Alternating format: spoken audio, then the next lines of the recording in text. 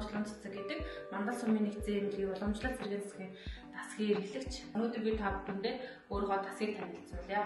Энэ манай хөдөлгөөн заслын өрөө сая 2 сараас хөдөлгөөн засалцтай болоод өмнөх байсан хөдөлгөөн заслын тоног төхөөрөмжүүдээр нэлээд олон тоног төхөөрөмж нэмээд одоо хөгжлийн бэрхшээлтэй хүүхэд болон том хүмүүсийг хөдөлгөөн заслын эмчилгээнд хамгаалж байгаа. Ерөнхийдөө ингэж алхуулагч шат.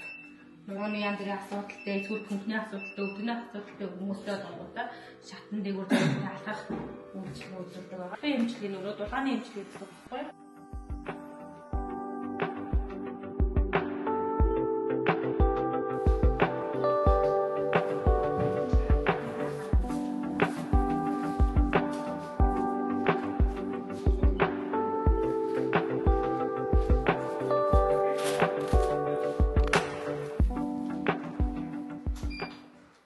Искра, тэгээд упа, ультразовх гэсэн 5 төрлийн аппаратын дотор байгаа. За энэ манай хулгайн зүрхний зүрх зүй эмчилгээний өрөө байгаа.